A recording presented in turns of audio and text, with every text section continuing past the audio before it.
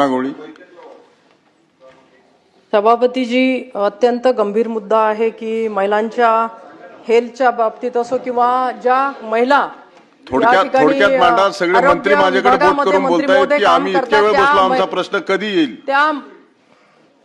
त्या महिलांच्या बाबतीमध्ये जे काही आरोग्य अधिकारी आहे, डीएचओ वाशिमचं एक उदाहरण मी या निमित्ताने सांगू इच्छिते की डीएचओ वाशिम यांनी मागच्या काळामध्ये ज्या त्यांच्या आरोग्य अधिकारी आहेत मनीषा चव्हाण यांच्या संदर्भामध्ये त्यांनी जे काही प्रकार केला तो प्रकार मला या ठिकाणी सांगणं शक्य नाही, कारण त्या भाषेमध्ये मी बोलू शकत नाही. त्या महिलेला त्रास दिला, तिचा छळ केला, तिने तक्रार दिली पोलीस स्टेशनमध्ये, वाशिम पोलीस स्टेशनला. दुसरी महिला आहे कराड नावाची, तिला तर इतक्या घाण शब्दामध्ये, इतक्या घाण, मी हा व्हिडिओ राज्यमंत्री ताईंना सुद्धा त्या मगाशी दाखवलाय काल. आणि तुम्हाला मी सांगते की झिंगाट गाण्यावरती डान्स करणं असोत किंवा लांब लखन गाण्यावरती डान्स कर, परिचारिका दिनानिमित्त हे सगळे प्रकार घडतात, महिलांवरती अत्याचार होतात.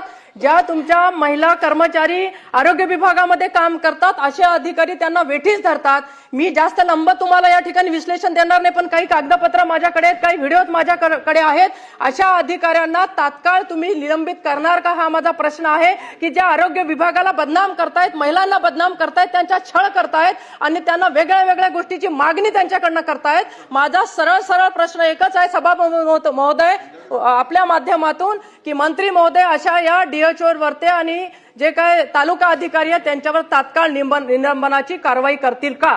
मी व्हिडिओ पण आपल्याकडे या ठिकाणी सबमिट करणार आहे. धन्यवाद. मंत्री महोदय. सन्मान्य सदस्य, सभापती महोदय, सन्मान्य सदस्य भावनाताई गवळेंनी या ठिकाणी जो मुद्दा मांडला, खरं तर हा विषय आपल्या म्हणजे आता झाला त्यामुळे त्याची कल्पना नाही, परंतु आपण मांडला आहे. त्याच्यामध्ये जे काय आक्षेप अशा पद्धतीच्या जे काही आपल्याकडे त्याच्याबद्दलचे आक्षेप असेल तो आपण आम्हाला द्या, तात्काळ त्याच्यावरती आपण चौकशी करून कारवाई करतो. उदय सामंत साहेब, मंत्री महोदय, आपल्याला काय म्हणायचं.